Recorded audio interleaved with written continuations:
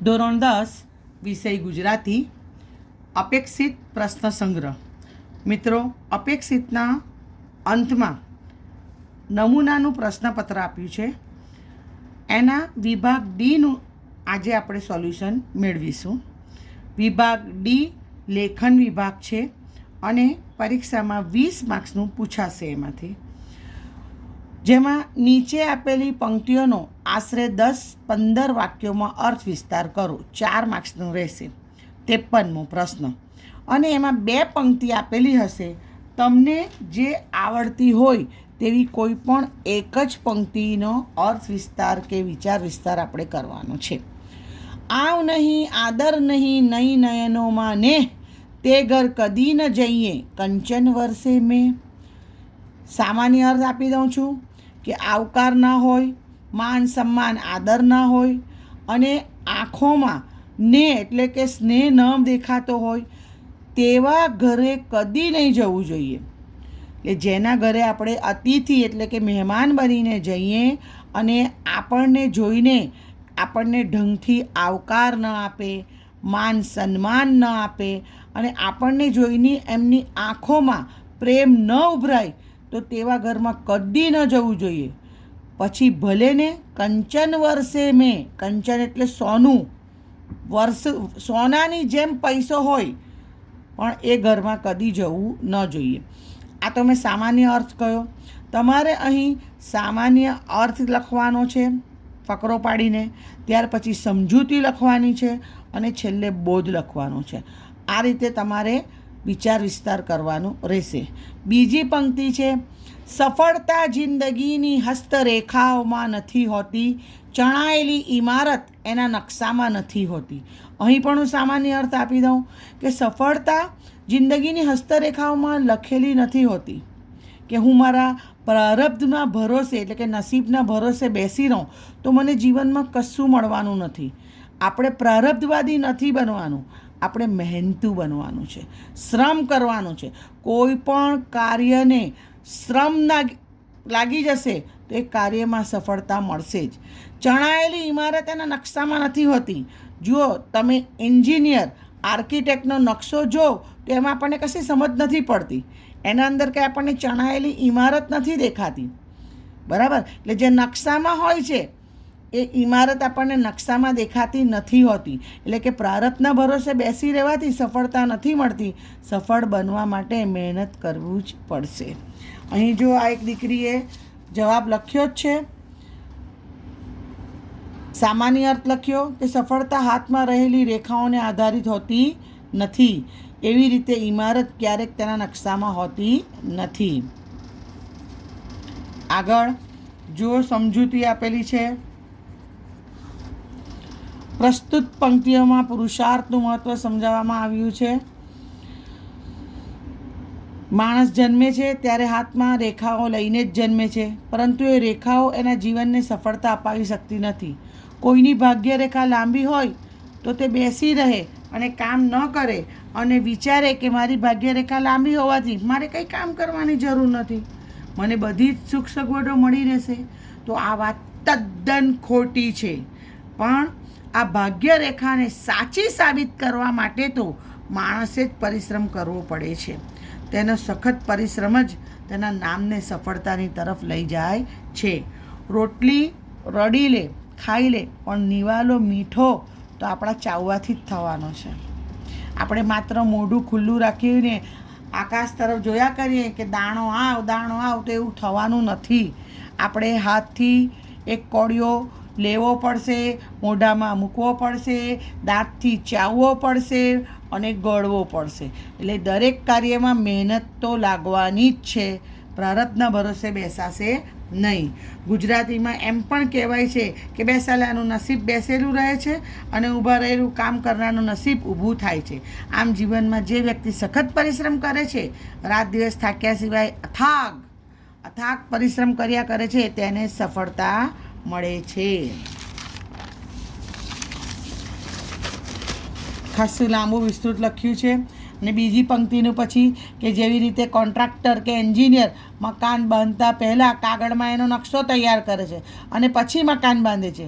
પરંતુ તે જો માત્ર કાગળમાં જ નકશો દોરેલો રાખે ને કંઈ કરે જ નહીં, મકાન બનાવે જ નહીં, તો એ કઈ રીતે થઈ શક્ય છે? એના માટે એણે ઈંટ, સિમેન્ટ, રેતી, કપચી, માટી વગેરેને સામાનને કુશળતાપૂર્વક ઉપયોગ કરવો પડશે. એટલે આપણે પણ આપણા હાથ, પગ, મસ્તિષ્કનો ઉપયોગ કરવો પડશે, મહેનત કરવી પડશે, તો જ આપણે જીવનમાં આગળ વધીશું.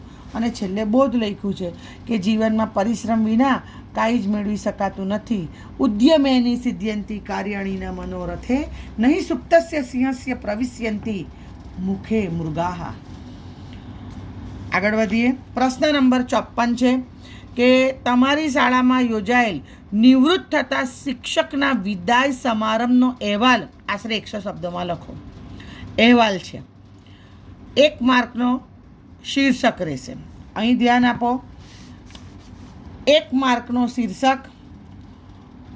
અડધા માર્ક્સનું જોઈ લો કે સ્થળ લખો અને તારીખ લખો, એટલે અહીં 2 માર્ક્સ થઈ ગયા અને 2 માર્ક્સ લખાણના. સુવાચ્ય અક્ષરમાં બરાબર વ્યવસ્થિત રીતે અહેવાલ લેખન લખવાનો રહેશે.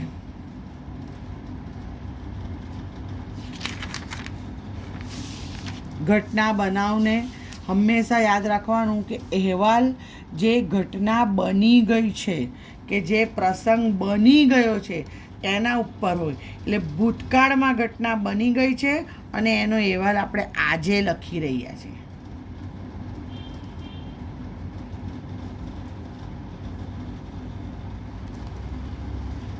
ચાર માર્ક્સનો રહેશે અહેવાલ.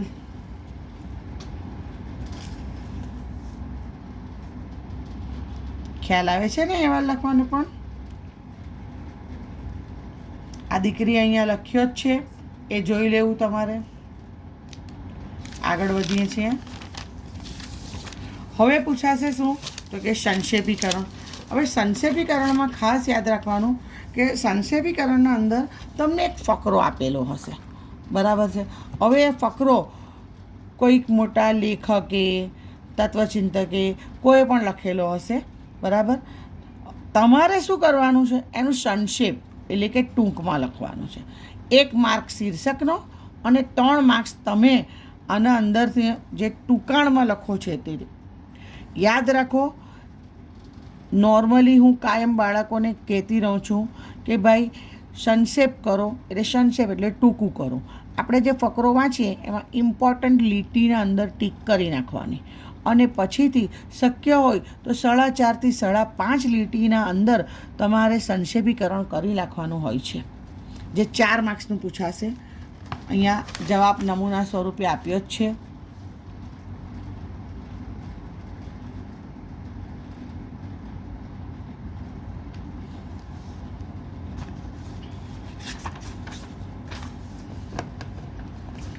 છેલ્લો પ્રશ્ન આપણો નિબંધનો રહેશે કે 250 શબ્દમાં નિબંધ લખવાનો છે અને 8 માર્ક્સનો નિબંધ છે.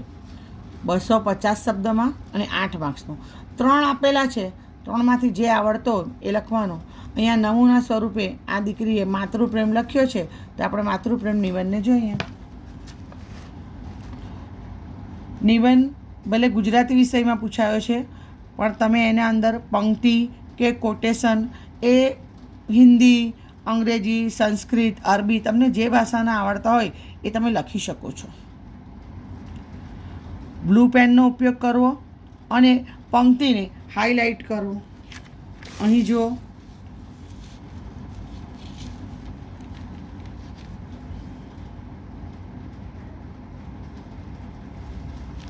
અહીં આ લીટીને અડાડીને અક્ષર નથી લખ્યા એ માઇનસ કહેવાય, માઇનસ પોઈન્ટ કહેવાય. અહીંયાથી લીટીને અડાડીને જ લખવાનું છે, ખાલી ફકરો હોય તો જ જગ્યા છોડવાની છે.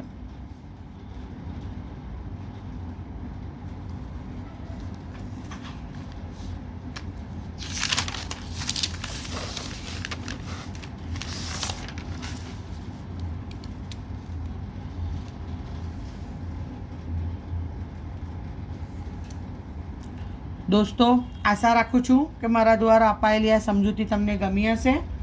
કંઈ પણ ક્વેરી હોય તો કમેન્ટ બોક્સમાં લખીને મને પૂછજો. હું તમારી સમસ્યા દૂર કરવાનો પ્રયાસ કરીશ.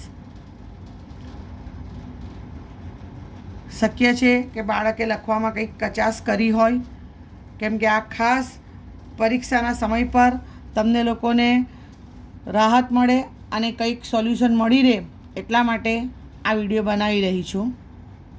લખવાની ટેકનિક સમજાવવા માટે ખાસ. કંઈક ભૂલચૂક થઈ હોય તો ક્ષમા યાચના. All the best for exam. By.